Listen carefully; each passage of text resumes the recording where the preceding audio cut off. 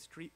The reason the language is drafted that way is that when you build a retaining wall, we want to make sure that there's a capacity, if necessary, to ensure that any of the bolts that have to go back into the actual stratification, that there's an opportunity to be able to replace the fill on top of that as well, which would technically fall under land disturbance.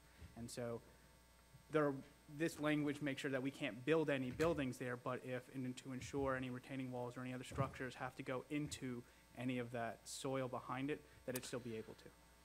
Do we not need to reference that then to make it a little bit more clear? I think you could add a language saying for the purposes of installing a retaining wall. Yeah, because when you just put in there with the exceptions of removals and Right. restoration, It's kinda broad. removals of trees could fall into that. Gotcha. I just think it needs to be a little bit more clear as to what we're removing and restoring. Okay. That's fine. Phil, did you guys, as far as prep, I think what we're saying is, with the exception of removals and restoration for the purposes of installing a retaining wall. On the site, right? Right. Now, and that retaining wall would not go, I guess, further northeast than the line, this A to B? Yep, A to B, yep. Okay. That's kind of the, well, it's shown, actually, the retaining wall is shown to the, I guess it'd be the south of the line. It shows that the site plan shows retaining wall actually just to the south of that line. Yeah, but what I'm saying is there would be no removal north or east of that line, correct? That's correct. Yeah. Okay. Got I mean, I like the way it's drawn and I understand the theory behind it. I just want to make sure we've got it worded so that we all know what it's talking about, so that an inspector goes out there and he knows exactly what it means. Right. So again, to me, that means the only purposes for any kind of clearing activity beyond that line is for purposes of installing the retaining wall.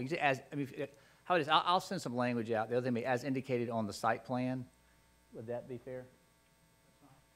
Did that help clarify? So I think what you're saying is there could be a retaining wall above that line, and you want to make sure it's for the retaining wall that's indicated on the map. Yeah, that the retaining wall is indicated below that line. Okay. Below being south of that.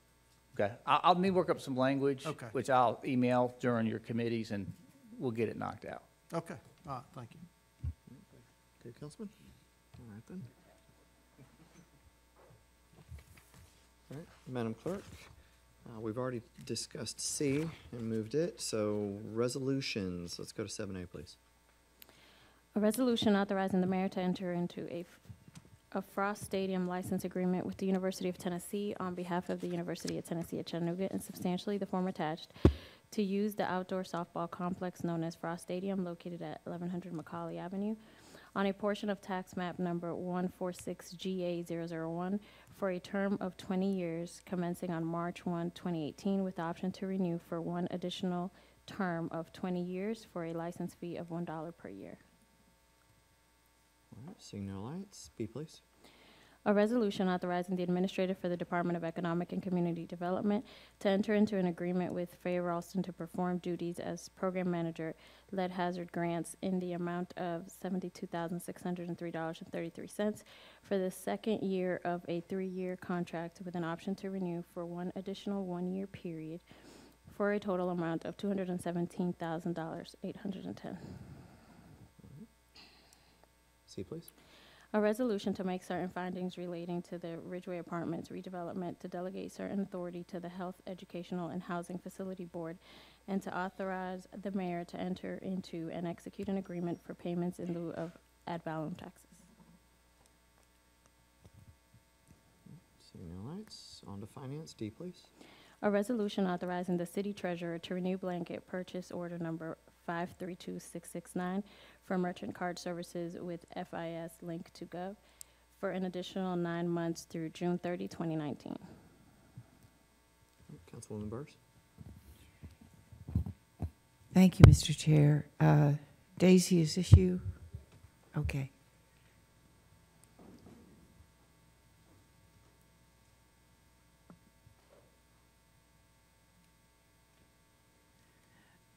So again, it's finance, and we've had no discussion about that. So can you tell me about this? Yes. This was discussed at, not this week, but last week committee meeting at the same time that we had not mentioned the other one. Both of these were on the agenda.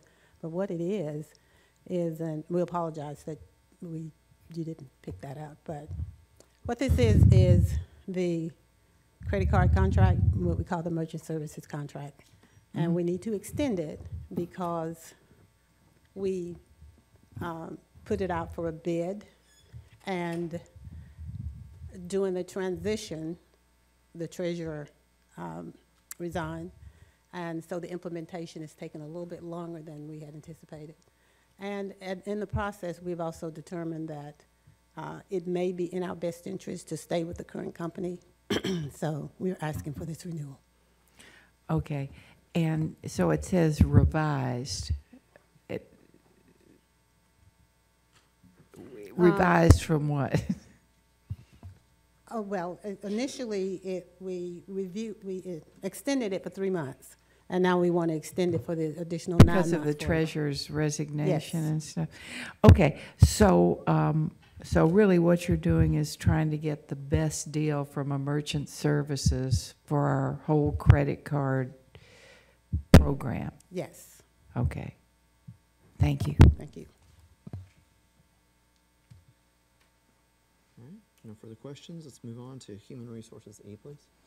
A resolution authorizing the Director of Human Resources to renew the blanket contract purchase order number 545788 for temporary employment services with Outsourced Staffing LLC for 12 months for an estimated annual expenditure of $700,000. All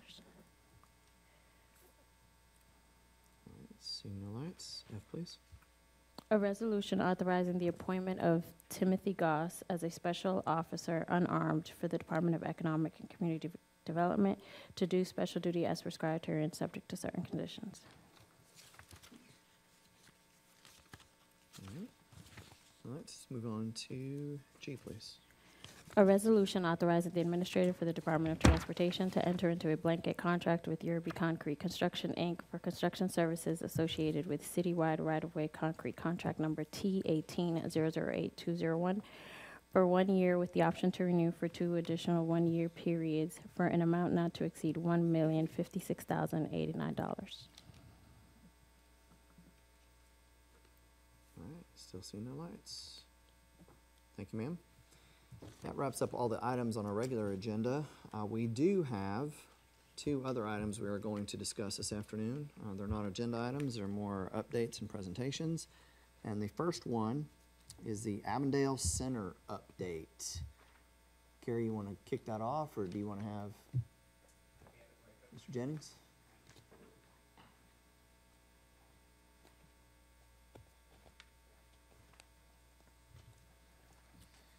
Good afternoon, Council, Good afternoon, Mr. sir. Chair.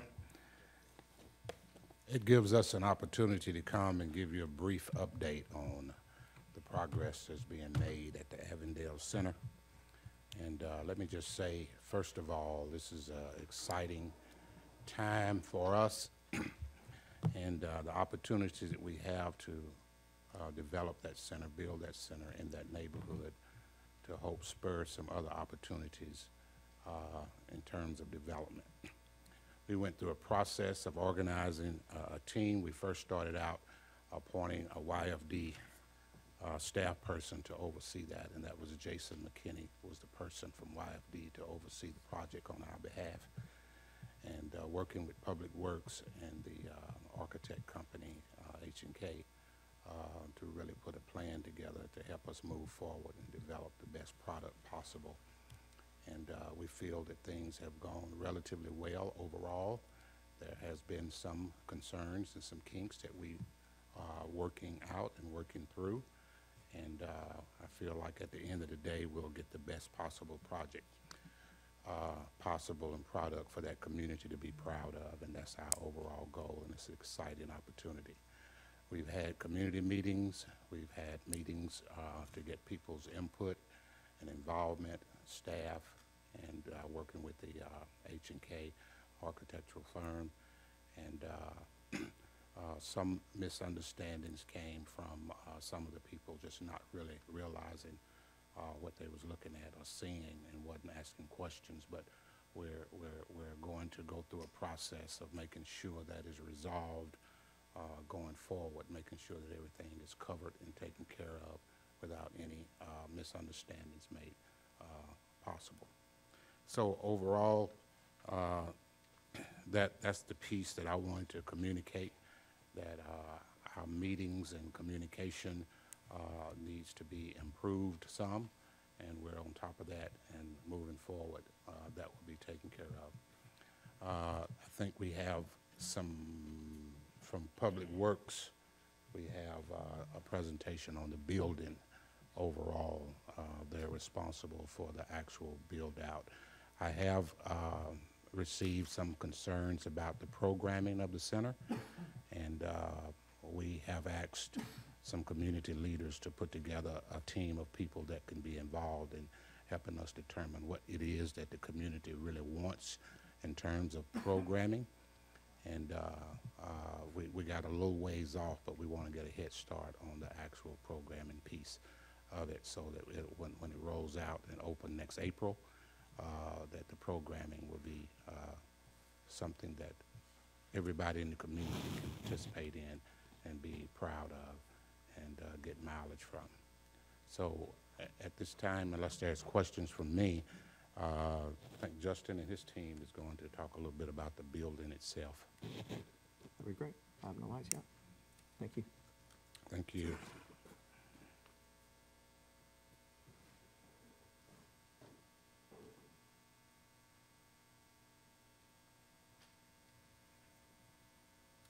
Good afternoon, Council.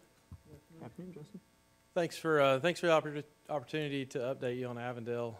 The Youth and Family Development Center has gone fairly well. The construction is nearing. We're trying to dry the facility in. Is kind of a phase of construction that's an important phase, so we can begin doing some of the detailed work. The decking is being installed and finishing installation over the gymnasium.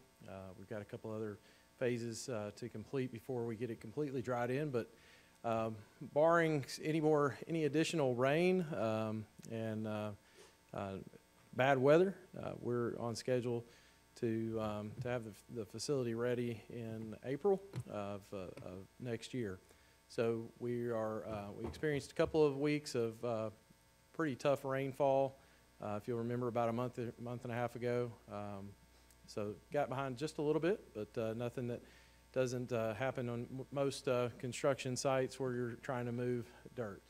I'll entertain any questions about the facility at this time, but Coach eloquently said that we've done the Youth and Family Development Department's done a tremendous job reaching out to the community. They've got several opportunities to reach back out. We're scheduling a hard hat tour of the facility with the councilman for that district, and we're excited about what's going to happen there. So we'll entertain any questions, and between Coach and I think we can field anything that comes our way. Where did Coach go? Oh, hey, got my back. Did you have was there anything further, or you're just down for questions? I didn't. Is there? I don't have any. I don't have a presentation. So let me. No, sir. I'll help kick this off then. One of the reasons that we're having this discussion is this project will end up being, of all of the people up here, at least their first term, and some of us that helped work on this in the previous council, other than obviously large sewer projects and things of that nature, this will be one of the largest projects that we have promoted, championed, and got done in the city of Chattanooga. This is over a $6 million YFD center, and you don't get to do those every day, especially in a community that has been desperate for it for so long. So you can just imagine that what comes along with a project this big is a lot of concern, a lot of questions. No matter how many community meetings you have, there's always going to be a, hey, but what about this, and what about this, and hey, I saw that, and now some it's just a matter of just continuing the conversation and continuing the communication, and some is just answering hard questions, what we can do, what we can't do, whether the budget is sufficient enough to finish everything we had planned when this was planned several years ago to where we are today. So with that, I'm going to go ahead and call on the light here and yield to Councilman Byrd.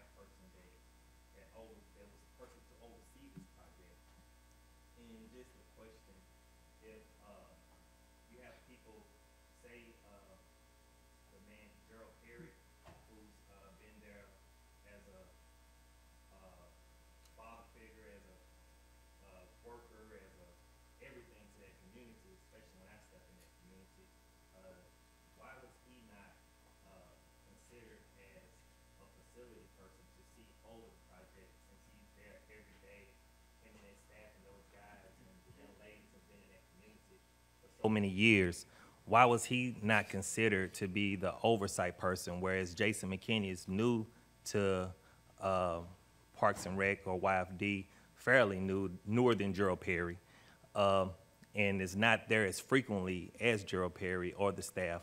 Why we didn't choose to put one of them to facilitate everything that was going on? Councilman, Gerald Perry is the facility manager. Jason is the deputy administrator, and his primary responsibility is to take on special assignments as he is given, to oversee things such as that.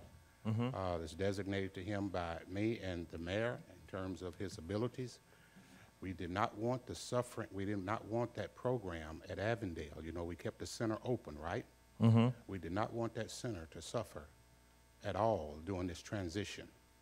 Therefore, we wanted Gerald to stay focused on doing his job and doing it well as he's done for so many years, and have some involvement in the oversight. Gerald has been communicated with along the way. He has been a part of the process.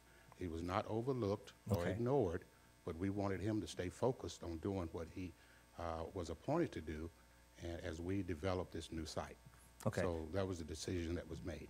Understand, and I would just want to encourage or ask by this amazing young man, whether it's Gerald or Munn or Tracy or anybody at that staff, if you would encourage, if you so do so, to ask that they definitely listen to the concerns and the things that Gerald Perry and that staff have, because it's kind of hard for me to articulate what to go on in your office if I've never been there, or for me to articulate what goes on in Councilman Ken Smith's district or Russell Gilbert if I never stepped foot in there, or if I frequently just passing through. And I think those people that are there in the community, a lot of times when we listen to the community, we get a lot of feedback on how programming and how things could be. And I just think if we can definitely make sure we listen to and take heed to what these people are saying, because I think that center is a staple of that community because of so much violence and crime that goes along there. That staff knows how to treat and handle and what those kids need and what the community needs, because outside of a friend and outside of a facility manager, he's also a father, a mother, and confidant to a lot of people in that community. So I just ask that if Jason would please take in consideration the things that they say and report that back to you and let them know that they are being heard. I totally agree, Councilman. Okay. And I'm in contact with Gerald probably more than Jason in terms of programming and just relationship-wise. So I hear his concerns, and I respect them and value them, and I concur with everything that you've said. So thank you. There's no pushback on me from that. Thank you, sir. Yes, sir. May I keep going? Please. Okay, one other thing that I had got across my desk was that we're going to get into the physical part of the center, but I guess since you're up here now with programming-wise, Yes, sir. When it comes to the programs, when I addressed the community and told them about the library that was coming, a lot of people were excited because who doesn't want a library there? But it was a concern about people who have never been in the community or have never came to the community. And then a lot of people didn't know that they were going to house their facilities there. Me and Ms. Corinne talked several times, and she was explaining to me that she was wanting to get input from the community and input and things to go on, but it was kind of like the community wasn't put on notice or let them know that, hey, we're going to bring this facility to you. I've gotten a lot of pushback that we were going to shut down the downtown library and put the facility out there at Avondale. I also got the point that we were not going to hire people from the community. And so I just want to make sure that we are still going to keep this library down here open and functioning in a positive way, and that we are going to hire people from the community.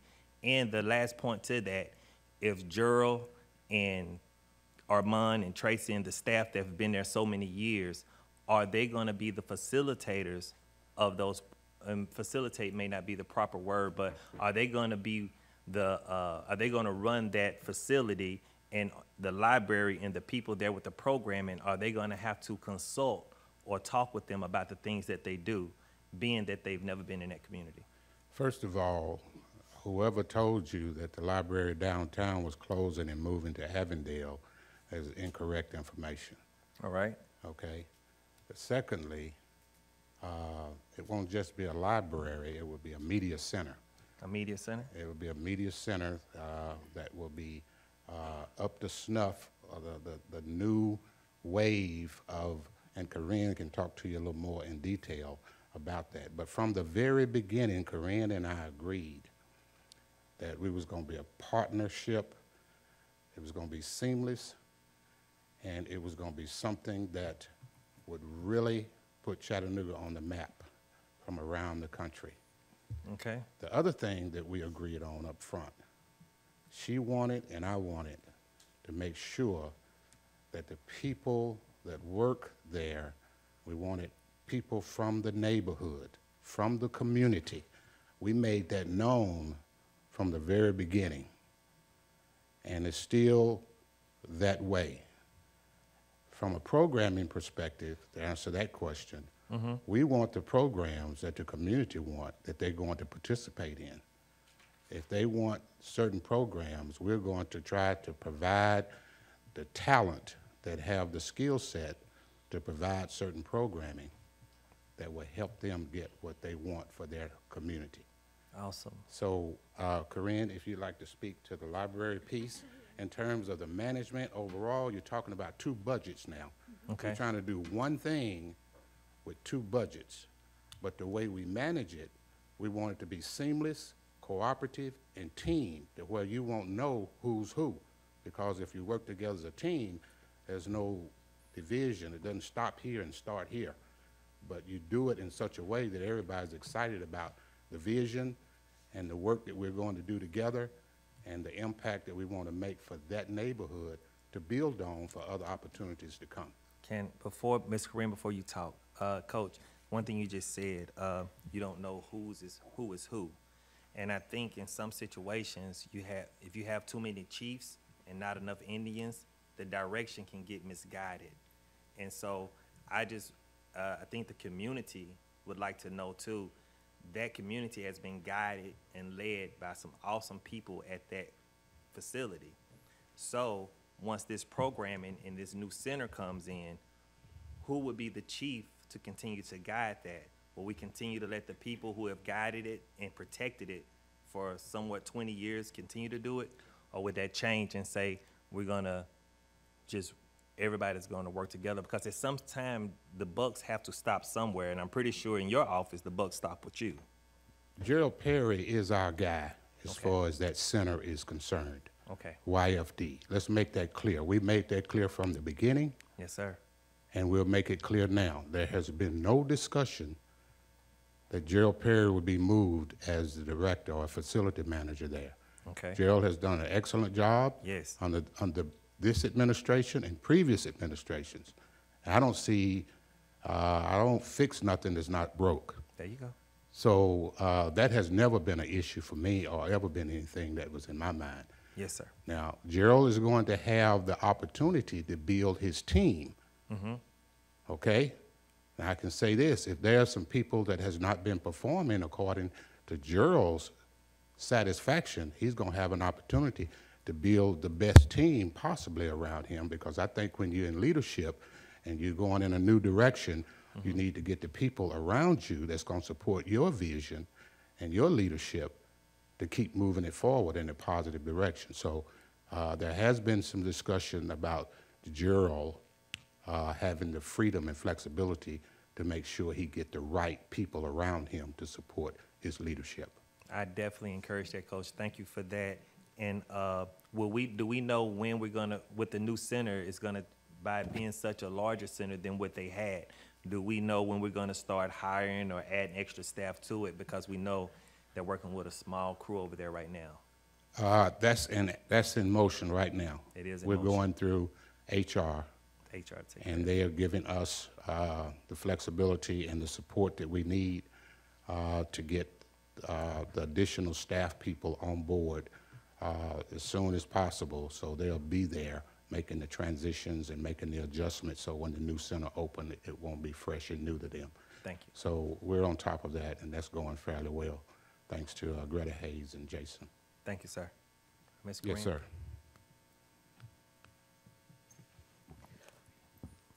Good afternoon. Good afternoon. My name is Corinne Hill. I'm the library director here in Chattanooga.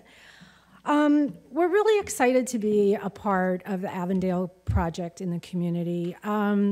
I can give you a whole list of programs and things that we're thinking that we want to do. But I think the thing that I really want you to understand is that it is not unusual to have a public facility that has more than one agency in it, that has more than one budget coming from. That's not an unusual makeup, and it's actually quite the trend for the future. The ability to pool resources together so that you can serve your community is really a very very efficient way to do business. With that said, I do agree with you. If you have too many chiefs, you have problems. And one of the things that we are working on right now is, for lack of a better title, a memorandum of understanding, so that it's very clear what the rules are for the 2,000 square feet for the library, and then the remaining YFD Center space that would fall under Gerald.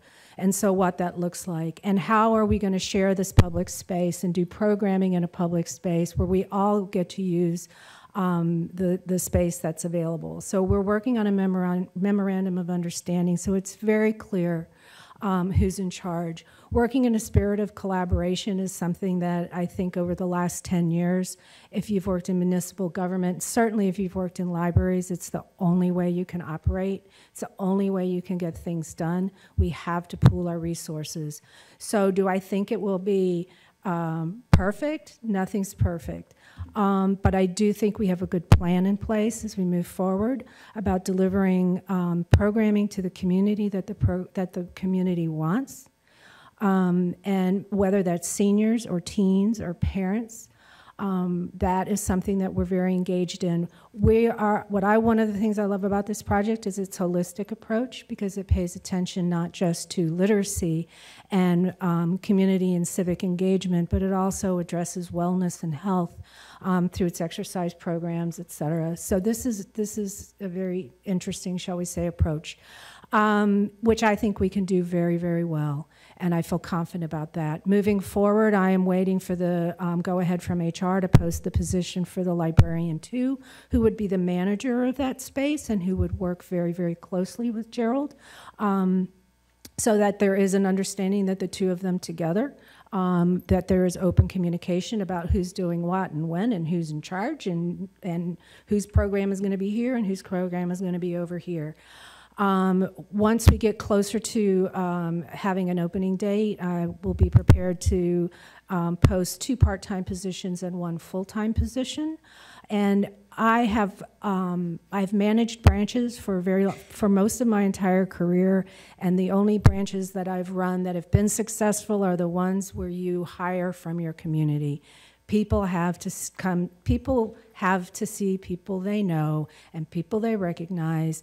It is an incredibly important part of the success of that particular location.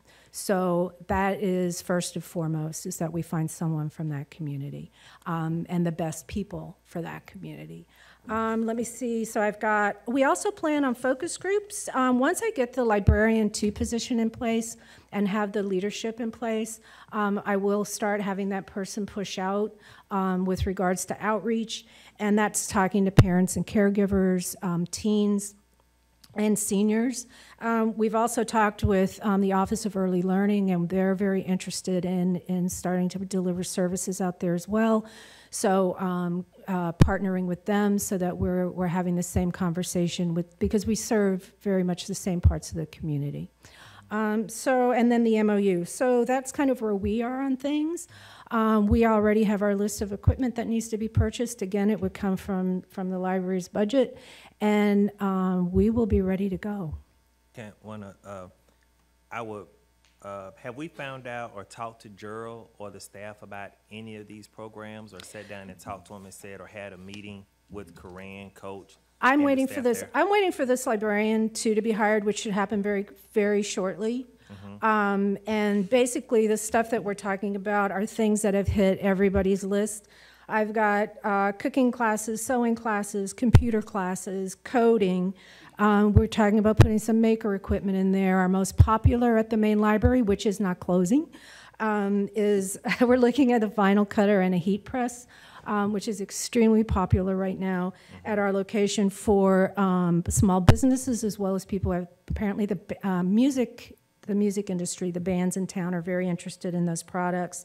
And then we have the stuff for the babies and for the little ones before they enter school, things like baby bounce and toddler time and preschool story time, and things that help parents and caregivers and grandparents bond with their children, but also develop gross motor skills, fine motor skills, and get young people used to being around books.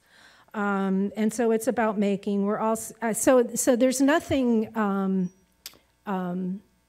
dramatic, shall we say, as we move forward. And when we open that, these are basic benchmark types of programming that are offered. And so as we move forward and we start getting the teams in place, then what we are able to do is talk with the community and see what's next. Where do we go next? And one of the things that I want to point out about public libraries is that we've been around for 4 millennia. We've gone from, the rocks that things have been carved onto, to books, manuscripts that have been chained to shelves.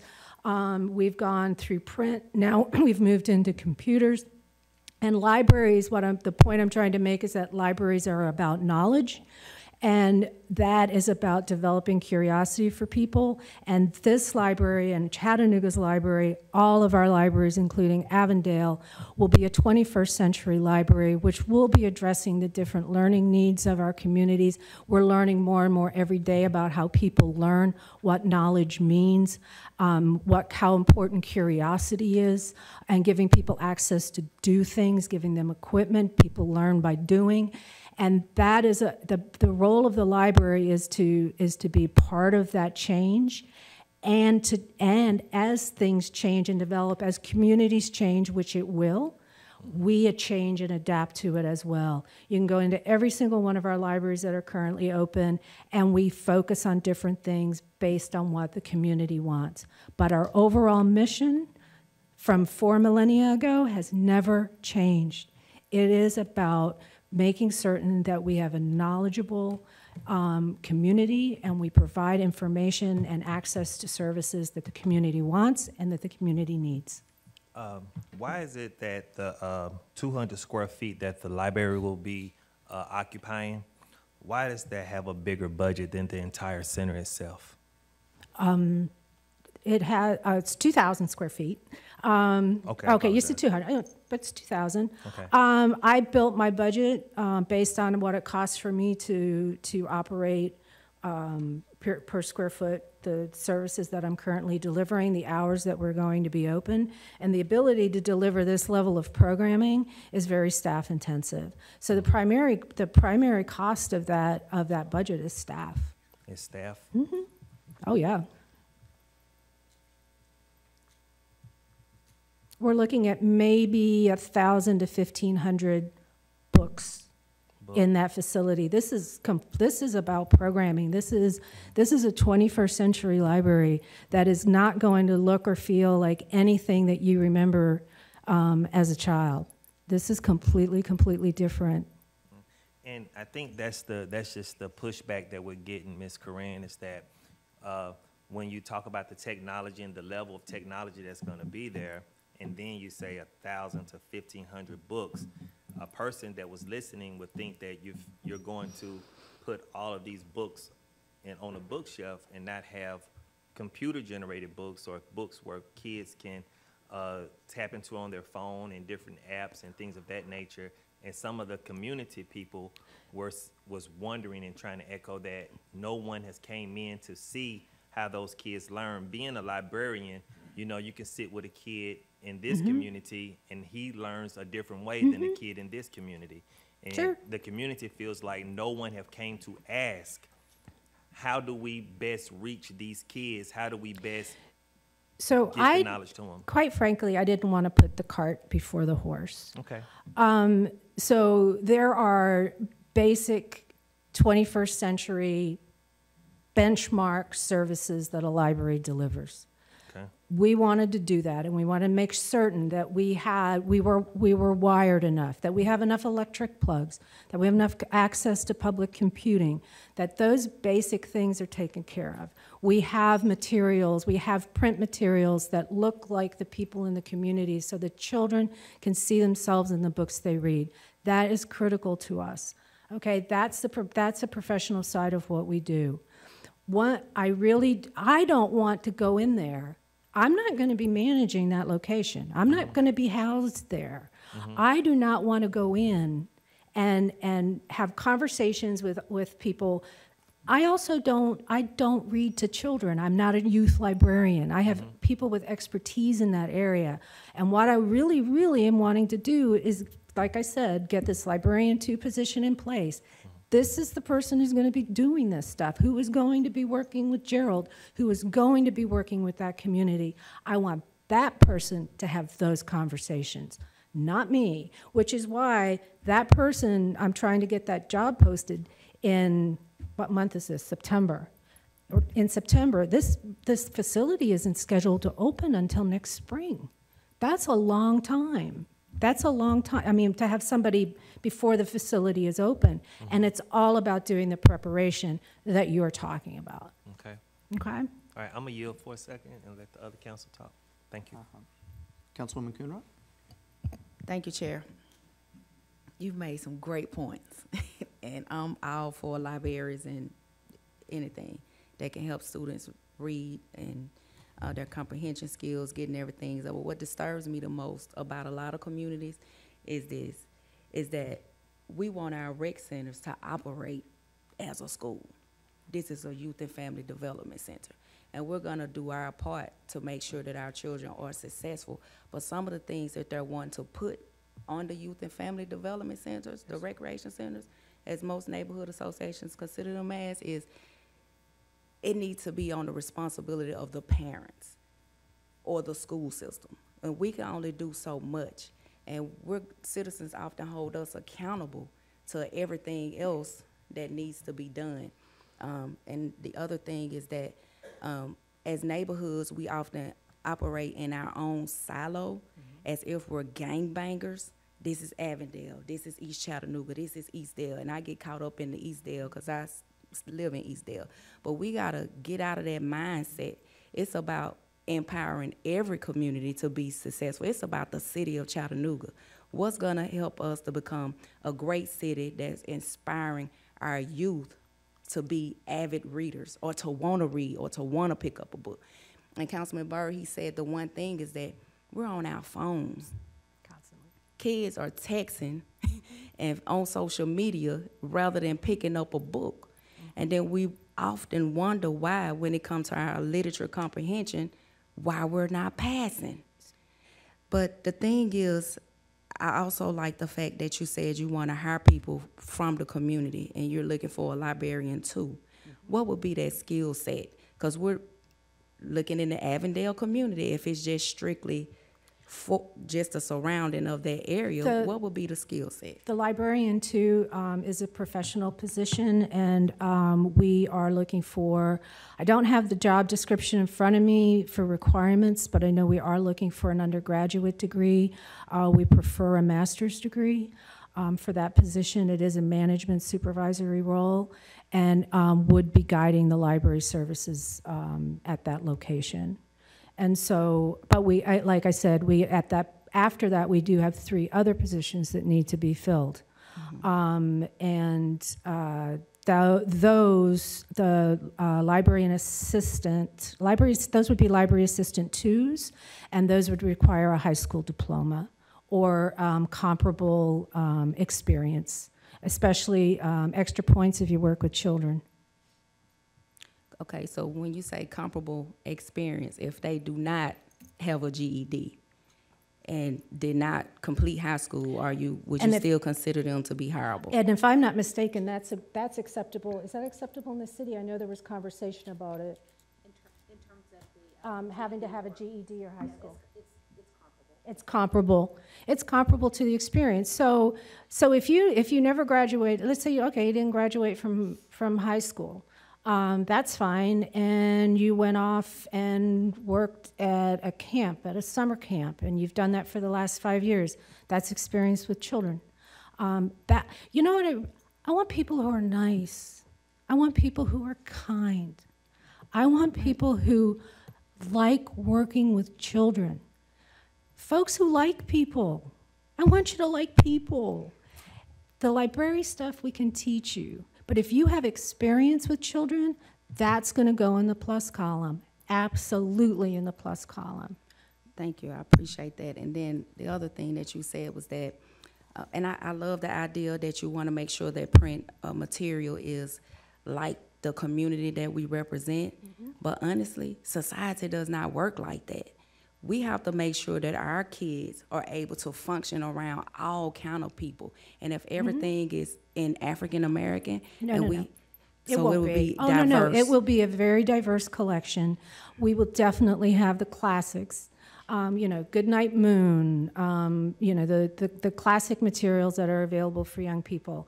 But with that said, when I actually did a review of the library collections a couple of years ago, and the council was very gracious in giving us a BFO to help us bring the collections current, I was stunned by how homogeneous our collections were for our children.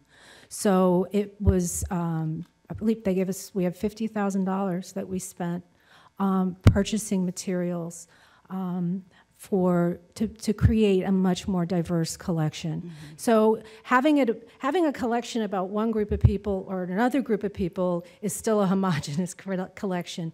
We need a diverse collection. We all need to see ourselves in the books that we read, and we need to see other people and the people that we are going to play with, the people we're going to work with, and the people we're going to compete with. Absolutely. Well, Coach, I think this next question may be for you or Jason or whoever. My concerns really, the concerns that I've had from constituents really haven't been about the library at all. And I've said it a million times before, hey, if the community don't want it, send it to District 9 side, we'll gladly take a library. But Coach, the questions and concerns that I've had to come across my radar were about the concrete bleachers. Yes. What was the deciding factor to have that done in concrete? And was that original part of the portraits that were presented to the community beforehand? And if it was, the cost of the concrete was higher, why would we opt for the higher end and not just something else? As I understand it, it was a space issue. And from the beginning process, a team of people went around asking other center managers and staff, Brainerd, South Chat, Shepherd, just looking at what they were using. And there were some concerns about those plastic and wood bleachers and so forth, but that didn't make a difference. What made a difference was, as I understand it, the design team felt that they could get more floor space, put bathrooms and locker room space under the concrete foundation bleachers. And we would get more usage for storage and for additional restrooms and additional locker room space with the concrete non-retractable bleachers. However, that floated over several of our heads. And we've come to the conclusion that the concrete bleachers is not sufficient for the community, and I've already talked to the mayor about putting additional padding or bleachers based on what get the community's involvement to build on top or to set on top of the concrete bleachers, something that's more suitable and acceptable as far as the community is concerned. So that has been fixed, except for finding the best and most cost-effective way to do that. Okay, thank you, Coach. And then I just want to share this, is earlier today I had a meeting with an African, and he was from Sudan.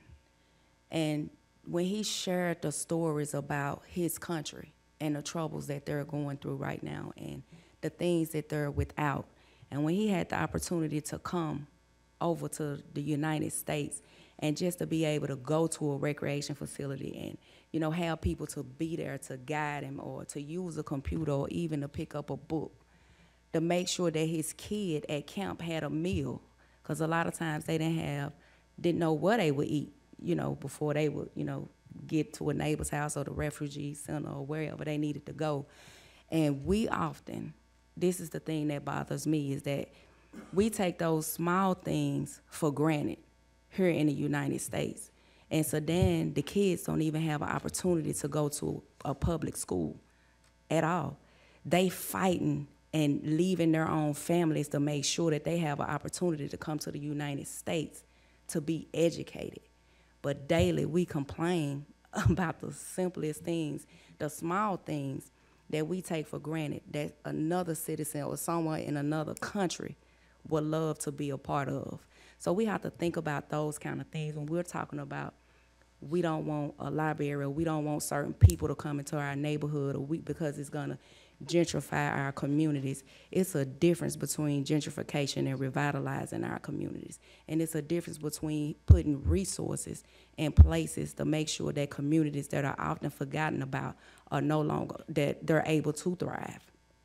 And that they understand that they are more than what their environment encompasses them. So I just wanted to share that with you. Thank you, Ms. Corinne, for coming and sharing all the awesome things that the library that will be inside of Avondale Center that's gonna do for the whole city of Chattanooga. I do want to add, because Councilman Byrd brought up the access to electronic information.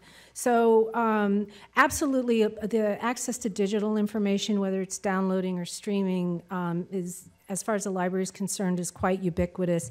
If you have a library card, you have access to it. If you have a device, you have access to it.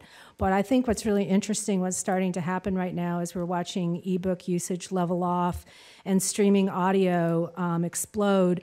Young people are on their phones all the time, but they're not reading books online. What we have discovered is that if it's a book that's in an electronic format, is seen by young people as being schoolwork, and so they're not particularly interested in it. And what we find to be incredibly successful are print books for teens and kids, well, the little ones especially, but teens would prefer to get it in print. They want the cover, they want the tactile experience. And I just find that as we've had enough time with electronic books and electronic information that our young people are turning to the print, preferably over the electronic, because electronic's too much like school. So just a little tidbit, but that is going to be that's just ubiquitous. If you have a library card, it's everywhere. Good, Councilwoman. See Councilman Byrd's light. I'm going to go back to him in just a minute. Hey, Corinne. Thanks for being here. Sure. I believe you have addressed the majority of thoughts or concerns that I have heard, but I just want to restate a couple, not to go into over detail at this point. So there's an MOU on how the space is going to be used and how, or there will be an There will MOU be. on how the space will be used and how the facility will be managed. Correct. I would like a copy of that when it's done. Absolutely. Also, this council, on many, many occasions, when we discussed incentive packages, have talked about hiring local, and we can't legally require that in those cases, but I'm fairly certain we can in this one. So I'll be looking forward to seeing how that is handled Okay. for these positions that you have. So you're saying, did I hear you correctly, that you said there are incentive packages for hiring local? No, I Oh. said during incentive packages requiring to hire local. Gotcha. Thank you for clarifying. Yes, yes. I consider this to be more of a requirement than an incentive, that we keep people from the community, in our Absolutely. community, engaged with these kids. Absolutely. The other thing I heard said was services that the community wants and needs, as well as what are typical programming and technology, things the community may not realize Correct. are available in In both. fact, we've already applied for a grant with the state to do 12 months of technology training. We'll have funding to, should we receive the grant, would have funding to pay instructors to teach technology, and there will be a portable tech lab, laptop lab, so, Great. yep. And the library 2 position, Yes, sir. that will be the person that will be working with the programming, with the current facility, with YFD Correct. execs. That is So when that correct. position is filled, it will be at that time that the people already working in the center that know our kids in that center will be working together to ensure the programming suits Exactly. exactly what they need. Exactly. Very good. And that is all I had at this moment. Councilman Byrd, I do have your light next. However, Councilman Gilbert's light is on now. And since you've already spoken, I'm going to move on to him if that's all right. Just- Councilman Gilbert. Just quickly, what, in the future, do you have any idea of putting other libraries in other centers? Maybe not in the magnitude of what we're going to do in Avondale, but something similar? I'm looking back here at Tony. Well, the YFD, as Coach just pointed out, YFD centers do have books in this current centers, but my definition of library is broader than that, and I really believe in the services that we deliver. It's really the programming and the services that we provide the community are just as, if not more important, to the material. So I give a much broader definition to library. I would absolutely love to see us move forward and see a library, and I'm so sorry, Tony, in every one of our YFD centers. I think it would be the ability to deliver services through those spaces would be phenomenal. It is, like I said, it is most definitely a trend. It's not just a trend in this country. I've used the example of Philadelphia, built a library a couple of years ago that it has a children's clinic. It's attached to a recreation center and is also part of a children's hospital. And I just came from a conference where I saw examples of libraries that were attached to professional soccer fields. And again, this whole concept of multi-use and pulling resources together so that you can do this without having to build an $8 million building for YFD and an $8 million building for the library and an $8 million building for the health clinic, that if you pool those resources and deliver them, I call it the Costco shopping method, right, or the Costco service delivery method. You can get lots of things done in the same building, and that is most definitely a trend that I would love to be a part of. So you're speaking of more programming inside the centers more so than just books? And here's the thing. It really depends on the community. And let me give you an example. Our North Cape branch, it's not a very large branch. And we do programming out of there. But I see that location as being extremely, extremely traditional. right? They outcirc downtown. They circulate more books fly in and out of that Northgate branch than you can imagine, more than any other library in the city. And then you come to the South Chattanooga location, which is 9,000 square feet. We serve mostly children. We have a little small area for the adults because it's mostly about kids, right? So that's lots of programming, but it's also lots of children's materials. And then you go to our Eastgate location, where it's a very, very high tech usage. We got a lot of public access computing going on. So that's where we do Tech Goes Home. That's where all of that sort of thing happens. And there's still books. So it really depends on what the community looks like and how the community is going to use that space. And we make some decisions, like I said, to make certain that the infrastructure is in place for us to do basic library stuff. But then how you develop and build, for lack of services, shall we say, instead of calling it programming, if you call it services, how you build your services in that community is based on what that community needs are. Well, I'm looking forward to you coming to other areas. Absolutely.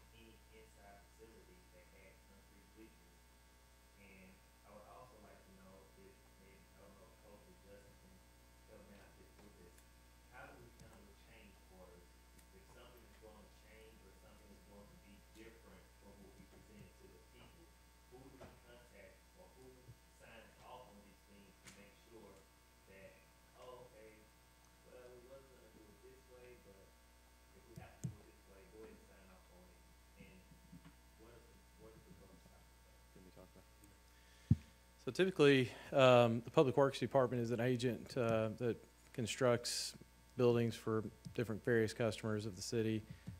We construct fire halls, youth and family development centers, or remodels for police department, so on and so forth.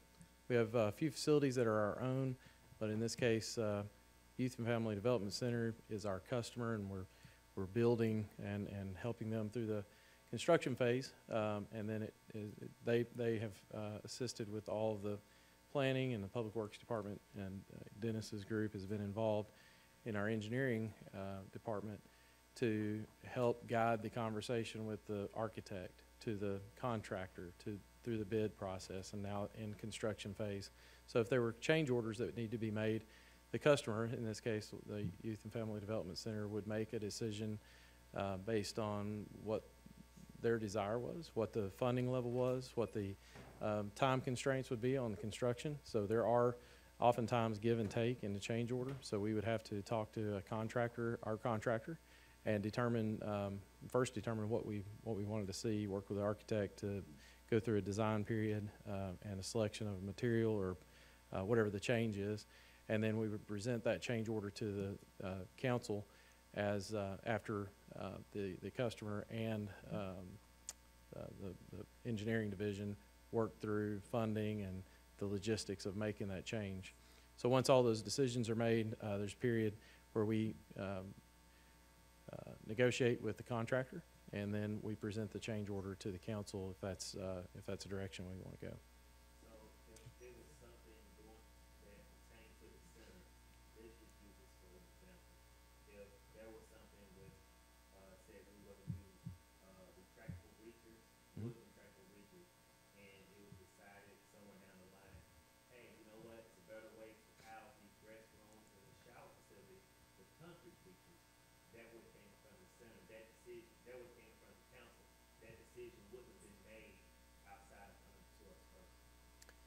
Well, typically the decisions are made administratively, so the office or the department who's making those decisions makes all of the architectural design elements. They make the decision based on either feedback from the division, a subject matter expert, in this case, also the community and the departments that are involved with the library and the Youth and Family Development Center.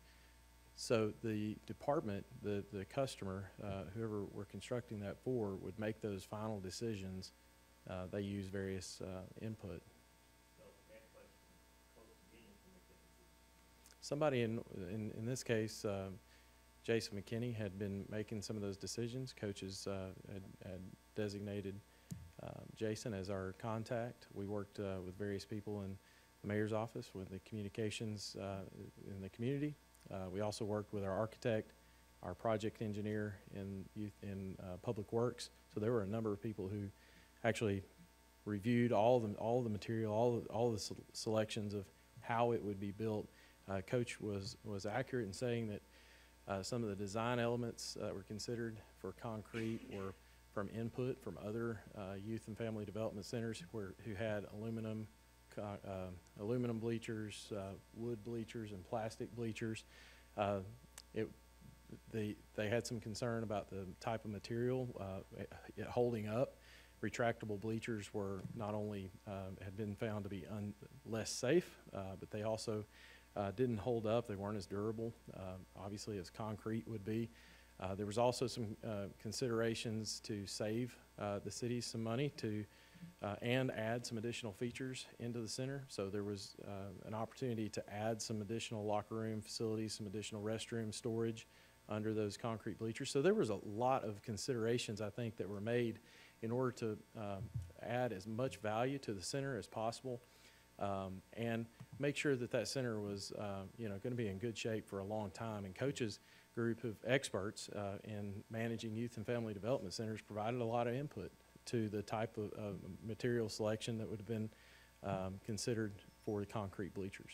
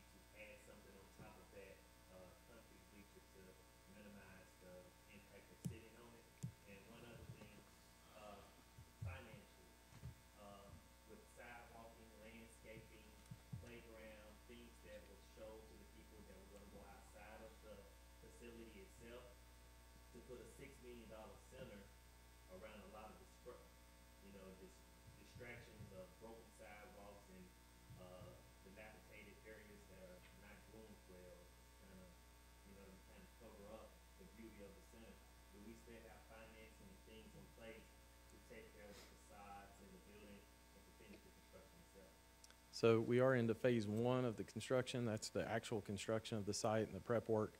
So it's the grading work and then the actual construction of the site. Phase 2 is the demolition of the current structure and all the amenities, the furniture and fixtures. And yes, we're working through phase 2 currently. And so we've had some conversations internally about all those types of amenities and fixtures and things that will go outside the center. So it'll be something to be proud of. We certainly will make sure that the center reflects, the quality of the center grounds reflect the quality of the actual center as well. So certainly a big consideration for design and construction. We don't want to walk away in it and someone be disappointed in a small detail, certainly. Thank you very much, and thank you, Coach. Thank you, Corinne, and I look forward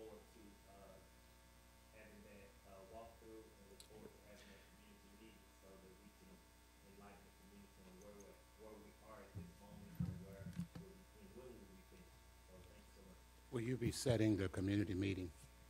Would you be calling? Yes, sir. Yes, sir. Thank you. Councilman Oglesby? Yeah, thank you, thank you, Mr. Chair. Relative to everything that I've heard in this conversation, my question is simple. Where are we at currently with the $6 million budget? I mean, you know, because I'm hearing about making structural changes and adding and subtracting, and the fact that this project is a few years old, which means since it was originally budgeted, a lot of costs have gone up. So where are we at relative to the $6 million in completing this project without having to dip into additional funding? Yeah, I'll be happy to answer that, Coach. So phase one is on budget currently. We don't have any significant delays that we're looking at. Phase two is a funding year that we can also look for. We've got water quality, some water quality features that are anticipated to use there. We also have several other opportunities for the grounds after the demolition of the facility, of the existing facility. So phase two is a separate, you know, is another part of this project. We can get the council a complete rundown of where we're at currently and where we anticipate. I don't have all of that right off the cuff, but I'd be happy to, we'd be happy to put that together for you. So there would be funds if they had to make some modifications or adjustments, it would still lie within the $6 million budget? No, sir, there are no additional, we budget these very tight, and a lot of times we value engineer projects to make sure that they fit it within budget. So there isn't a lot of room here to, that we've programmed for additional changes. There's typically a small contingency, but that's anticipated for overruns in construction costs or unit costs.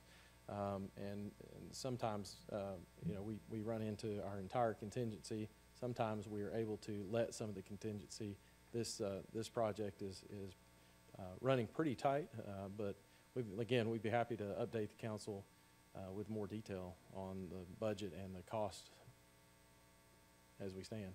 Okay, thank you. And I would like us to follow that because now I'm hearing a lot of adjustments to be made, and it's been my experience when you start making adjustments during the middle of a project like this, something gives.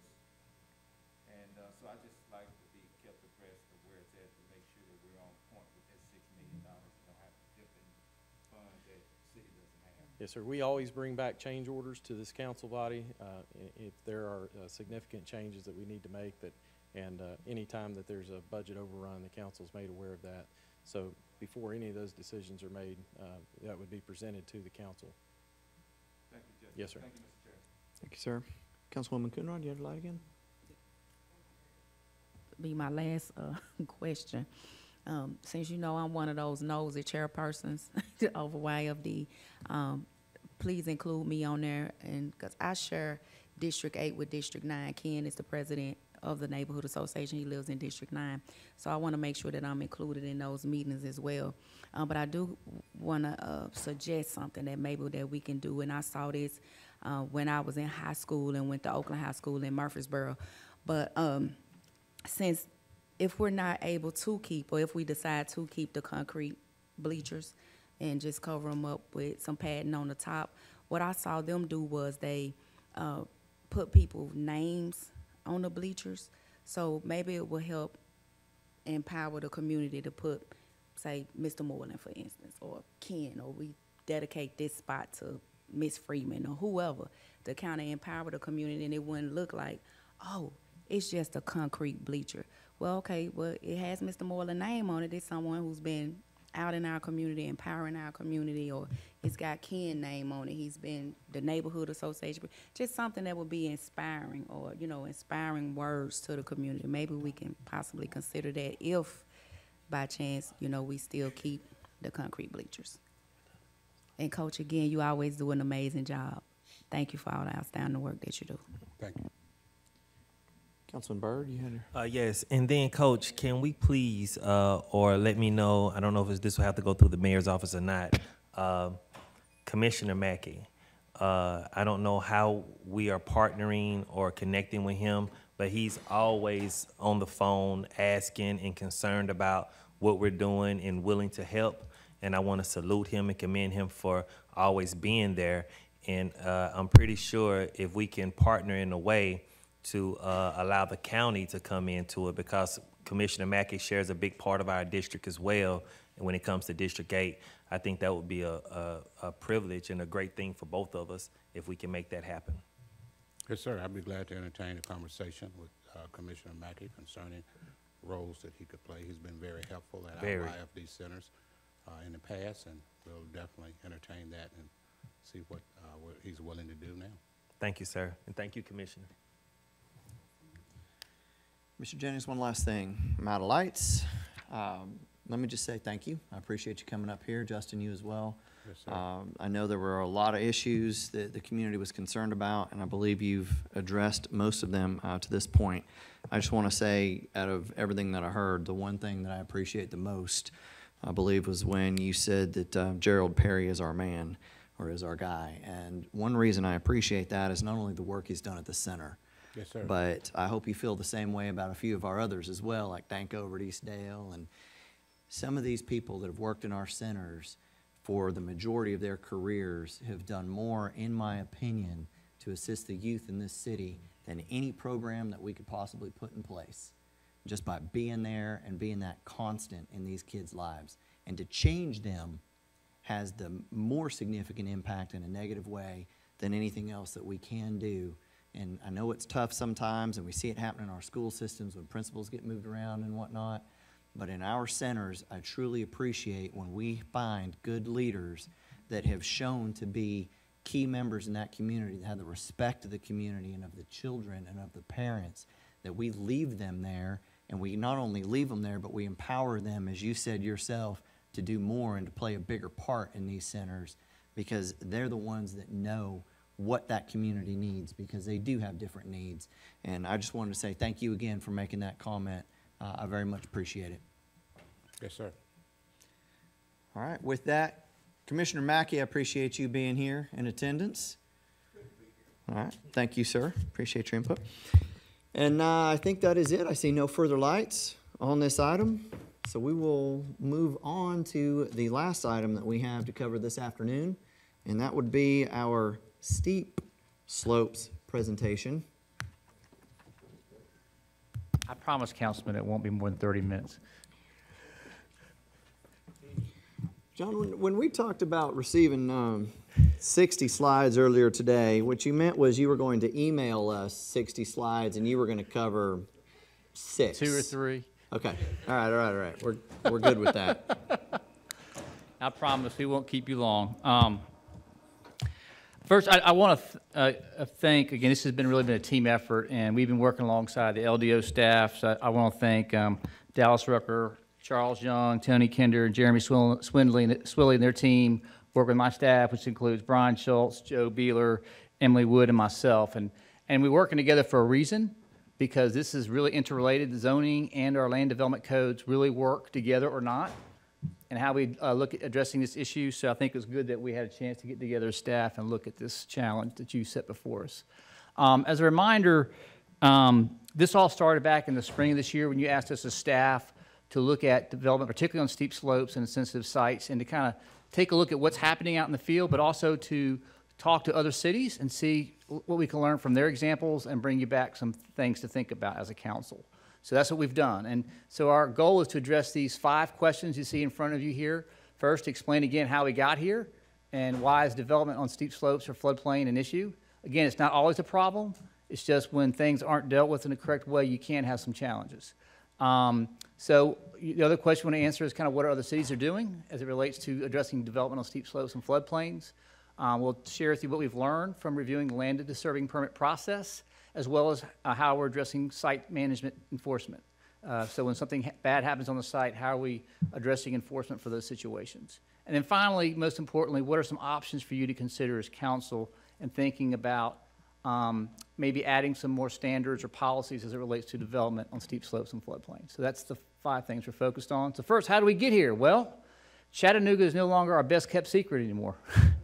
Our city and I think in a good way, has gotten a lot of national recognition for being a great place to live, the scenery, the economic development environment, the outdoor recreation opportunities has been a great success. And so I think we all relish and are thankful for the reputation our city has gotten as a great place to live. Well, with that reputation and opportunity comes growth. And so we're seeing population growth. We're seeing a housing market that is really booming. And all those things bring construction, because where you have growth and you got new folks moving in, they need a place to live. And so we're seeing new housing development all over the city, some in single family, some in multifamily, also some on steep slopes. And I want to tell you a little bit about why that's happening. So clearly, as you can see in that pie chart in the bottom right-hand side, we've seen a surge in residential permits since the recession. So where are we seeing in particular this rezoning activity? Well, we looked at zoning cases over the past 5 years, and 43% are on steep slopes. And we say steep slopes, we mean properties that have 30% slopes or greater, 20% slopes or greater. 80 cases are on steep slopes, have steep slopes and floodplains. And then 100 cases had just floodplains. So a significant amount of our cases typically have either a floodplain element or a steep slope element on them. So why is that happening? Why are we seeing more cases in the steep slopes and floodplain? Well, all the easy land's been developed. So we did an inventory on GIS analysis to look at tracts that are 5 acres or larger. We have about 470 parcels. 22% of those have steep slopes, 106 that are over 30% grade, and 150, or roughly a third, have floodplains. So it's no coincidence that you're seeing more rezoning activity with these elements, because all the easy stuff has already been built on. So why is development or floodplains a concern? Why would we be concerned about it? Well, we do know that intensive development and grading of steep slopes and ridges can, not always, but can negatively impact the scenic qualities that make our city attractive. I'm sure you've heard comments from your constituents or concerns about a site that may have been just completely scraped clean, major regrading, and what was once a scenic hillside is something completely different. Now, that's not to say that we know that every hillside is going to be pristine. That may not be realistic, but is there a better way to think about how we develop on a ridge or a steep sloped area? So we try to retain more of those scenic qualities that make our city so attractive. We also know that there are higher rates of stormwater runoff and greater risk of slope slippage on steep slopes. That's just physics. When you do moving of prop land or you put new stuff on a steep slope, a higher incline means water is going to come off at a faster pace. You're also more likely to have some land slippage or slope failure when you do that. We also know that in the floodplain, while there has been modeling that's been done to establish the base flood elevation based on a 100-year storm, that doesn't mean it's not going to flood. The reality is that, the closer you are to floodplain, the higher your risk of flooding. In fact, I've seen statistics where, a typical mortgage is 30 years, right? A mortgage on a house is 30 years. Well, over the course of that time, based on the 100-year flood, you have a 20% chance of having a flood incident on your home. So it's not a zero chance. We also know that floodplains are not static. They're moving targets. What we mean by that is if you look at Chattanooga's floodplain information, it was based on a couple assumptions that are important to note. One is it's based on the current build-out situation. So it looks at all the development in a certain area, the current impervious surface, and says, okay, based on where we are now, this is where the floodplain elevation should be. Well, we actually know that that's actually a moving target, because upland areas develop, they don't always have detention on them, so the actual flood rate can actually go up over time. So we know that they're not static, but moving targets. So for those reasons, again, we're not saying it's not possible to develop on steep slopes. The question is, how do you appropriately do it on sites that contain these features, so we do it in a responsible way, so that we can hopefully answer this question in a good way, how we can accommodate growth in our city without compromising its scenic assets and natural amenities. So to do that, we did several things as staff. We visited development sites to look at what was happening on the field. And again, thank the LDO team and Jeremy Swilley for taking us out to look at those sites. We reviewed past zoning cases. Brian Schultz is here. He's going to give you an overview of what we've learned from some of our prior zoning cases. We researched peer cities in the South. Joe Beeler with us today will give you an overview of what we've learned from those peer studies. And then we've also looked at the land disturbing permit activity, processes, and enforcement, and Dallas Rucker will give you an overview of what they're already doing to improve both the development review process and enforcement. So, what are our three focus areas we're looking at? We're looking at zoning codes and policies. We're looking at land disturbing permit process and enforcement. Those are really the three buckets that we're going to be talking with you today about. So I'm going to turn it over now to Brian, who's going to give you an overview of the zoning cases. I think what John failed to mention, of those 597 cases, I'm going to talk about all 597 today. I don't know. I'm actually going to talk about 5. So I'm going to do 5, and it's important to note that these are good and bad examples that I'm going to go through. It's sort of what we're currently doing today. Our first case we looked at is on Mountain Creek Road for case 2016-103. Mountain Creek Road runs basically primarily in the middle of the screen here. Signal Mountain Boulevard's at the bottom left. This is right across from Red Bank Middle School. As you can see, the site's highlighted in the yellow, and it slopes up towards Signal Mountain. It's well wooded. This request was rezoned from R1 to R3. This is the site plan that was submitted with the request. You can see on the site plan, Mountain Creek Road is just to the right of the screen. This site, incorporates 9 buildings with a clubhouse to the front along Mountain Creek Road, but 4 or 5 of those buildings are on the steep slope to the left of the screen. This is a topography map looking from Mountain Creek Road. It just shows you topo lines, and you can see the range of slopes is anywhere from 15 to 35%. This is a different map of that same site showing you the percentage slope. The yellow color is about 20% up to the brown of 35%. So you can see going away from Mountain Creek Road towards Signal Mountain, the slopes get higher in terms of percentage slope, from anywhere from 20 to 35%. So council, actually Planning Commission staff, Planning Commission, and City Council approved this request, but it came up with a condition that no grading or mass clearing above the 780 topo line as identified on Hamilton County GIS maps. And I've sort of highlighted that on the screen where that topo line is. We came up with that condition as a way to limit development on the back steeper portions of this site. Here's some pictures of the site. These were taken last Friday. This is looking at the site from Mountain Creek Road. You can see in the back the tree line is still preserved. Just another view of the entrance from Mountain Creek Road. Another view from Mountain Creek Road. You can see the huge retaining wall on the right-hand side. So that we move to our second case. This is in Hickson area off Cassandra Smith Road. This is not a rezoning case. This is a special exceptions permit for a PUD. This case doesn't have steep slopes, but more floodplain issues. You can see the middle of the screen here, Cassandra Smith Road, and just to the north of the screen is Hickson Pike. Again, this is a request for special exceptions for a PUD. This is right across from Amberbrook Gardens. This is the PUD plan that was submitted with the request. You can see has a lot of the area to the left is left as open space, detention pond, and you see North Chick Creek Greenway to the left. Here's a picture of this site. Again, there's no steep slopes in this site, but a lot of this site, probably 3/4 of this site, is located in the flood plain. Do have floodway just to the left. The lighter blue color is the floodway, but the majority of this is in the floodplain. Go back to the site plan, you can see again, most of this site is developed in the floodplain. Could there be something different that we could have developed on this site instead of just maxing this out with development? This was approved at council.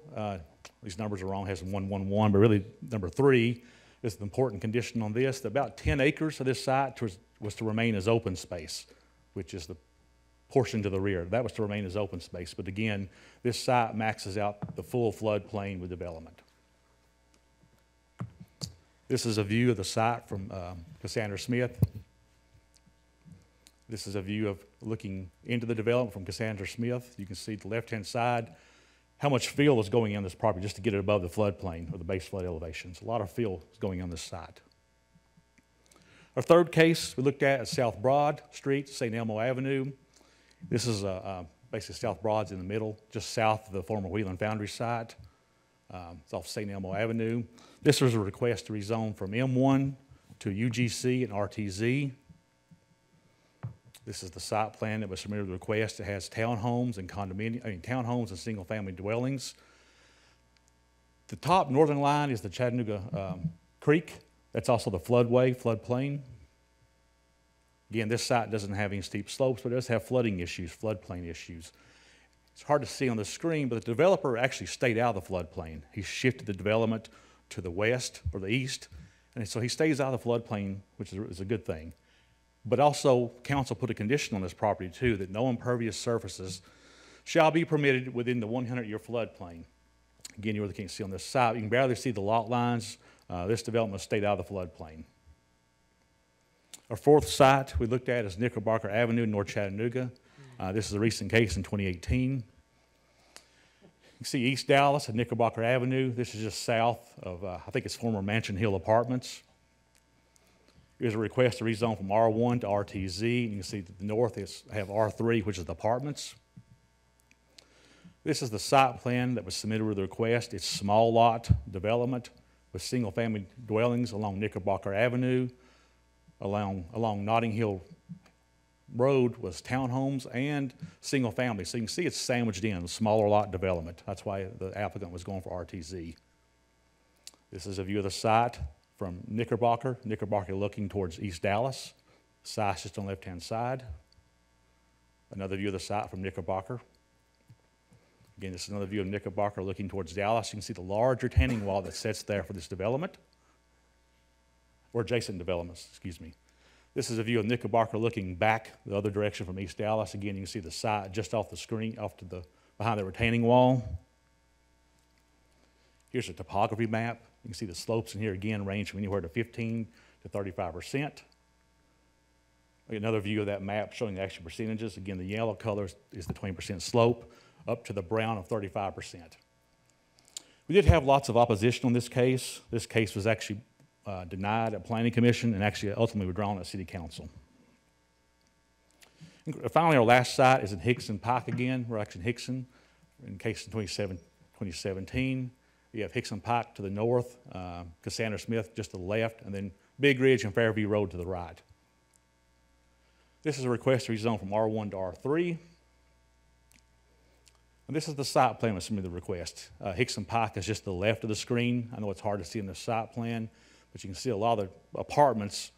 Pretty much 3/4 of this site has apartments on it, sloping up towards Fairview and Big Ridge Road, which is to the right of the screen.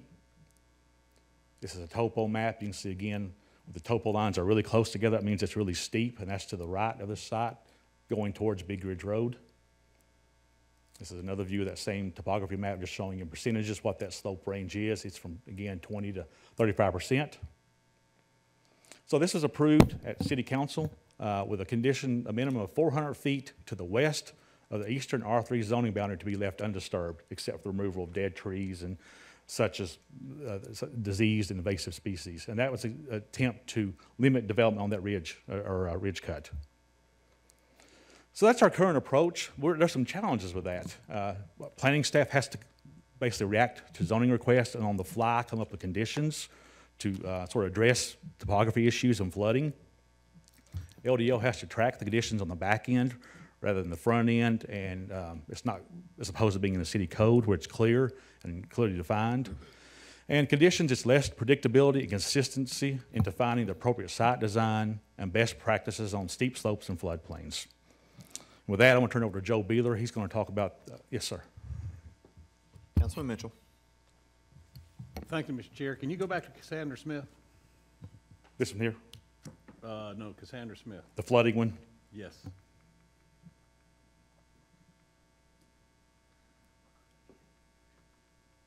It'll take me a few minutes.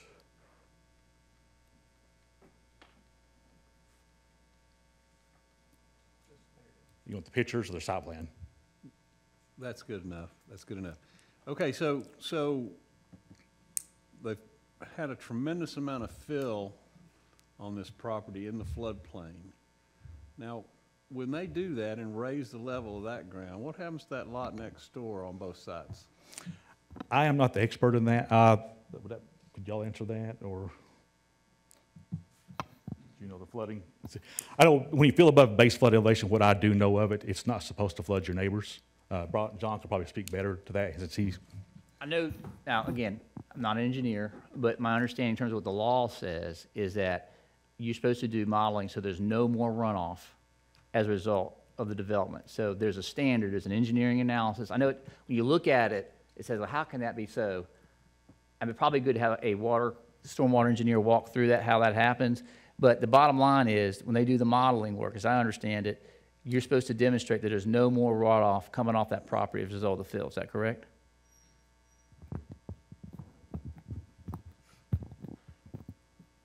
That wasn't an exact yes. My name's Tony Kinder, and I'm the site development manager. Overall, that's why you do detention, but you're trying to make sure there's not an increase in runoff flow. However, in something like this, when you do model it, I'm going to sound like I'm going both ways, but I want to answer your question directly. You're good at that. Go ahead. When you fill in these void areas with soil, then water can't go there. The engineers, when they did this study originally, they would say, all right, we're going to allow about a foot of buffer on top of this and say that this is how much higher the flood elevation could get if all the floodplains in the city were filled in. So theoretically, it would not make really any difference. With that said, though, what they're actually modeling is with conditions that typically existed in the 1970s and even 1980s, those conditions with the number of subdivisions we had and things like that. The current flood maps really do not take into account the current, even the current amount of imperviousness that we have. And so when you start adding new roads, new houses, and things like that into it, you will get a slight increase as well. So I'm not trying to misrepresent it. Whether it fits within that 1 foot or not, that is a question, and we do have some new flood maps that we're working on, and some of the flood elevations have changed more than a foot. So Okay. just to make sure I'm answering your question honestly. Okay, now a development like this, which is multi-residential, that modeling is always done or always required? Yes, sir, that would be correct. Okay. If they're filling in the floodplain as part of a flood study that was already done. Okay. Now, one thing the city has been doing lately, since December 1st of 2014, and actually prior to that, is if you have 50 acres or more of drainage area, we will get you to do a study saying this is your minimum finished floor elevation, but that would be the only thing that we have been requiring. A lot of other communities do require more items. So. Okay, let's say an existing neighborhood and somebody's got 3 lots and they're building 3 houses. They want to build it up because it's maybe right next to the floodplain or something like that. Any modeling required of that? No, sir, not usually. Okay, thank you, Mr. Chair. I'll turn it over to Joe Beeler. He will talk about his municipality review of the different codes and ordinances and policies. I'll get you there, Joe.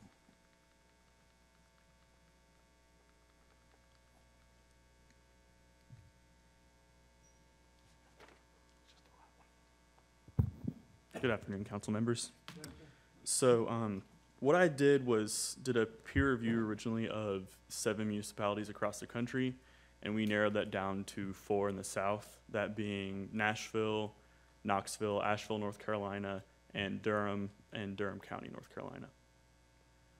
So starting with Nashville, and really what we wanted to do is look at when any code relative to steep slope development or floodplain development was adopted, how they approach it, what regulations are relevant to floodplain and steep slope development, and how they apply it to their where it applies in the city.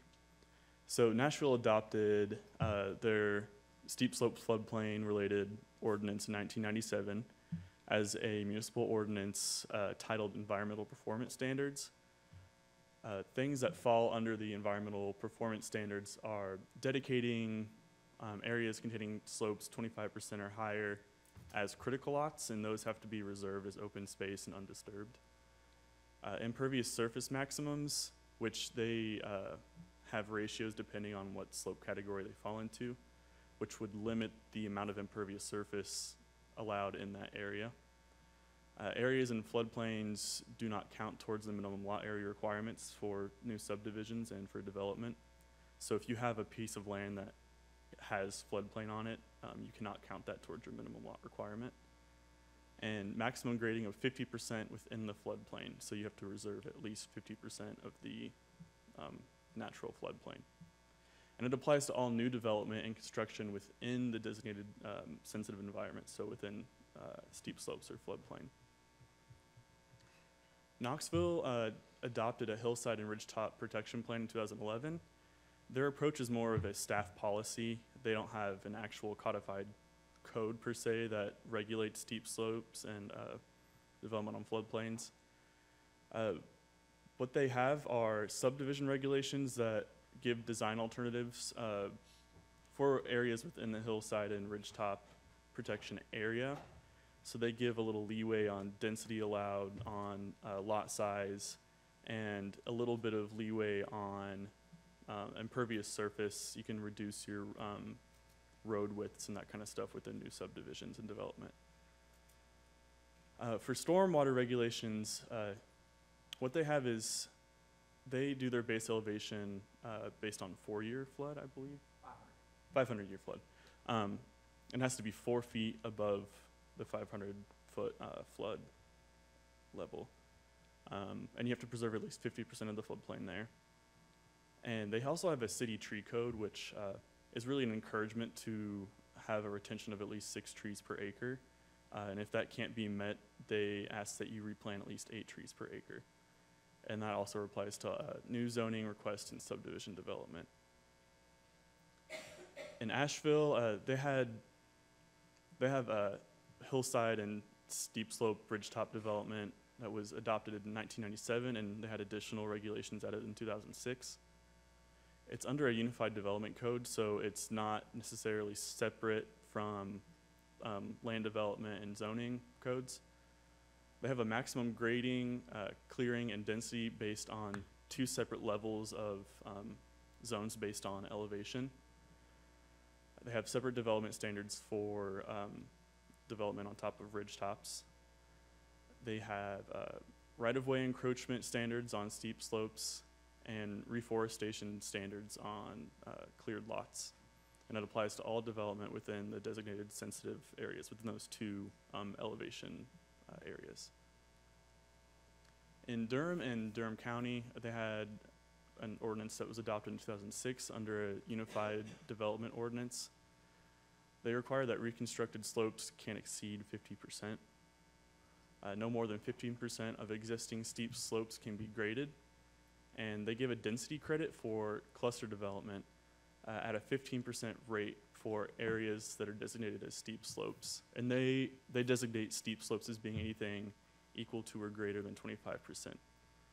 And this also applies to all development within designated sensitive environments. So with that, we want to compare these to what we have currently in Chattanooga. We have more of a staff policy based on our adopted area plans.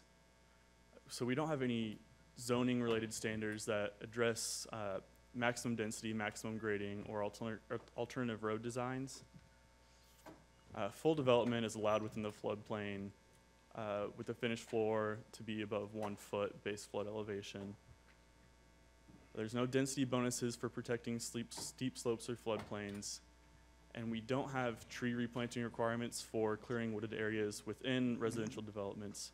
There is state code, I believe, that allows you to clear a lot if you're using it for logging, but that does not apply for residential developments. And really what we want to look at when we're looking at these peer reviews is, where are we at with, how much density we allow in certain areas and how much cut and fill and grade we can allow on these sensitive areas. And so we're going to turn this over to LDO. You can go over stuff. Thank you.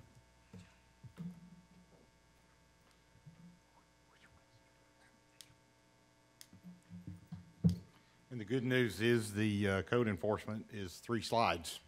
So anyway, but as part of the land disturbing permitting process, we feel part of the problem is we have a lot of people wanting to get started very quickly. The day after they buy the property, they need to start clearing or they're not going to make any money. we feel that we need to create a better development program for the steep slopes. Part of the current standards we're reminding everyone of that on the 3-to-1 slope, you have a geotechnical engineer that's required, not just a civil engineer. We're reiterating the TDEC requirements of 7 days to stabilize slopes greater than 35% and moderate slopes where we have our temporary stabilization in 14 days and permanent stabilization in 30 days. And we're looking at grading as just because you drove a bulldozer across it doesn't count as grading. You need to be diligently cutting, or we need to be stabilizing these slopes. And part of the solution we're looking at there, we are going to require more due diligence, have a better stabilization plan submitted up front. Part of this stabilization plan often requires retaining walls. Retaining wall design is not something that's quickly done. As I understand it, the engineers will tell you that's one of the hardest things you'll design because you don't have anything holding the top of the wall. So we need to make sure these things are in place, especially on the steep slopes before they start grading, so that the process will be seamless as they continue with their development. Oh, what did I hit? What did I hit? My thumb's too big. There we go. Sorry. There you go. My thumb's too big for this thing. We're also looking at construction site management enforcement. Slopes being disturbed without immediate stabilization, and we seem to see the intensity of storms increasing. Part of the code that we're enforcing now is if you have civil penalties standing on a project, we are holding the certificate of occupancy until those penalties are paid. So I know you've heard the civil penalties, but we're taking a strong stance on making sure that those penalties are paid before you can occupy your project.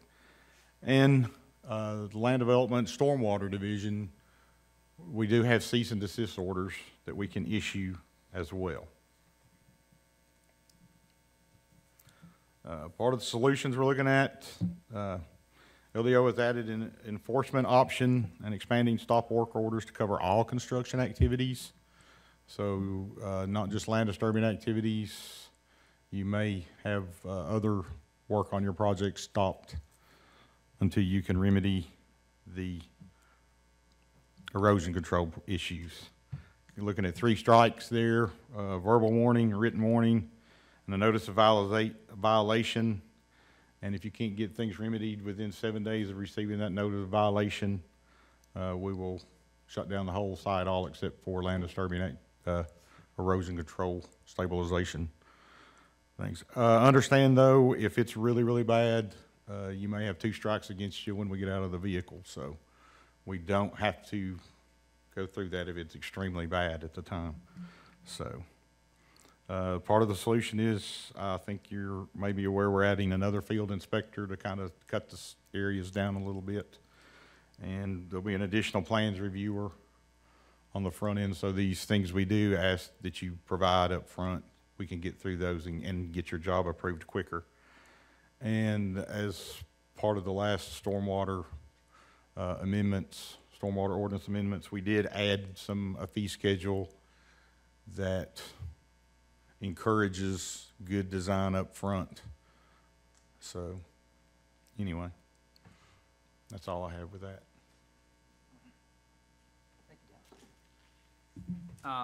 And just to kind of tie things together, one of the things we definitely observed in talking together staff is there is a strong connection between zoning and LDO review.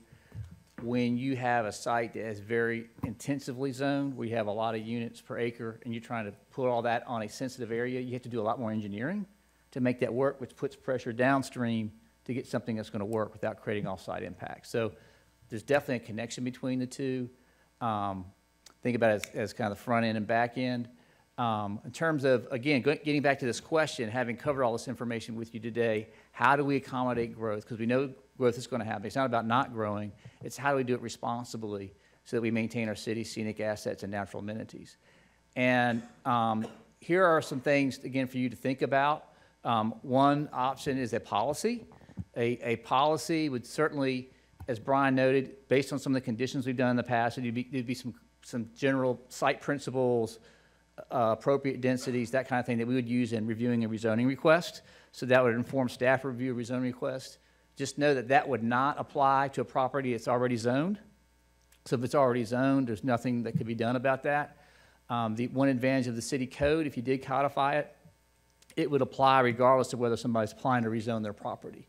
And it could also have some more specific standards, as you saw in some of the examples of other peer cities, that create some consistency so we know what's expected or what's going to happen on these sites where you have sensitive features. And it would address things like overall maximum development intensity, creating some caps on grading and fill, particularly in steep slopes and floodplains.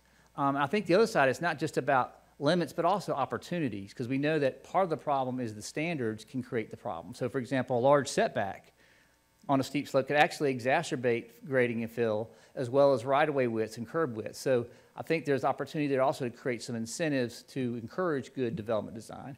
And finally, we think that the PUD tool is really ideally suited for this, because PUDs are designed to customize the development design based on the site's features. The problem is our code tool is very basic, and like everything else, unfortunately, is outdated. It needs to be updated.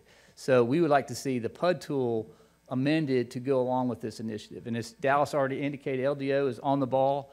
They've already adjusted some of their staffing procedures to cover some of the challenges on the permit review process and enforcement. So we're done. All right. Councilman Mitchell, your light was still on. Are you good at the moment? I'm good. All right. Councilman Gilbert. John, I know we're proposing this, but areas that currently are sloping hill sites, will they be grandfathered in, or will they have to comply to this? It really depends on what tool you go with. If it's a policy, typically, again, a policy would only apply if I'm asking to rezone my property. So it would not cover existing sites that are already zoned.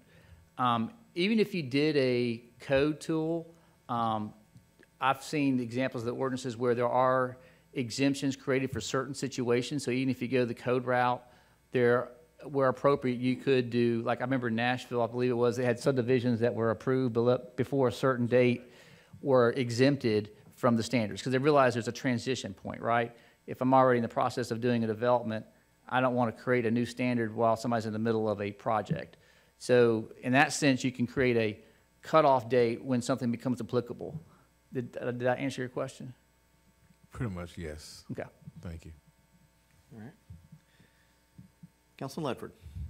Thank you, Mr. Chair. John, I appreciate the meetings that we've had and discussing this, and I'm wondering, number one, what is your next step for us? Sure. I think it's appropriate for you to ask for a public hearing because I think you need to hear from the community, both folks involved in the development profession as well as citizens and stakeholders, because I think it really becomes in my mind, just to be very straight up, it's a value choice. You know, what does our city want to do to address this problem? Because you saw the examples that Joe went over, every city's doing it a little differently. And I think in part, that's part context. Some cities have different situations, but I think it's also based on values. Each city has a different way they want to approach a particular problem. So I think it would be a good idea to have a public hearing to allow the citizens and stakeholders at least to give their input. And then I guess what we would ask from you as council to give us direction as staff, what approach you want to go with, and then we'll go work on that tool. Okay. Thank you for that. Number two, I think a lot of this awareness has been complaint-driven, and rightly so. There's been a lot of areas, I know, around the city, floodplains and steep slopes where the community has voiced their opinion, so I anticipate a great turnout from the community and hearing their wishes, and I look forward to that next step. When we talk about credits, that's something that entices me because a lot of times we are restricted when it comes to setbacks, and we request a variance for this or that project. And each project does have its own merits and can require some flexibility, and I appreciate the fact that we're not so rigid, that we can offer that when we feel it is responsible. So talk to me a little bit more about the credit Sure. to stay out of a steep slope or out Sure. of a floodplain. One opportunity is you could just call it a bonus. Let's say if a project leaves a sensitive site undisturbed, you would give them the full credit, maybe plus 10% for what you could have gotten for building on, again, let's use an example to figure out what that exactly looks like. But one example could be for leaving the steep slope undisturbed or leaving that floodplain undisturbed, you get full credit for what you could have built on that property to build on the property that's outside, that portion of your property that's outside that sensitive area. So that's a way of encouraging and rewarding the developer or builder for, staying out of that sensitive area. And that makes sense. And would that process be something that would be internally, like more on the LDO side, or would would that be a BOZA situation? How would that play out? Because I'm sensing Sure. some complexity there. It depends on how you create it. If you codify it and they're already zoned, it would be a staff process. Now, one of the things we're thinking about is encouraging the use of the PUD tool, the Plan Unit Development Tool. Sure. And clearly, if we're doing that, that has a public process associated with it. So I would say it's both a pro and a con, but I think that gets to when we start building out that tool. And again, that'll be the next step. Once you tell us a general direction to go as a staff, we'll be working on that tool. We need to touch base with you like we had done with the ADUs. We'll need to come back and say, this is where we are. What do you think?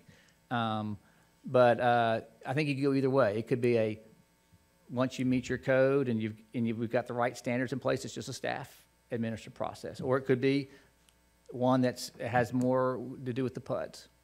Sure. Thank you for what you have done so far and hearing us and hearing the public, because I think this is important. I would hope that we would always have a mindset, just because we can do something, engineering doesn't mean we should. And I do want to take this very seriously, because as we are growing as a city, as you mentioned, we are not growing physically. After May 2015, forced annexation has pretty much capped, almost by petition or by consent of the owner, that this city is growing. So we have to turn around and look inwards and make sure that we're being good stewards and as responsible as we can. And I think it's time that we do this, and I appreciate it. So I look forward to the next step, and probably a lot more questions as we move along. But thank you so much for that. I yield, Mr. Chair. All right, thank you, sir. John, I see no further lights. I would just ask, whenever you want to set up a public hearing date, we look for your guidance on that. I will look to the chairman of zoning to set that up for us, sir. Thank you. All right, you got it. All right. Is there anything further from the council for the agenda session? Anything at all? All right, we are adjourned till 6. Thank you.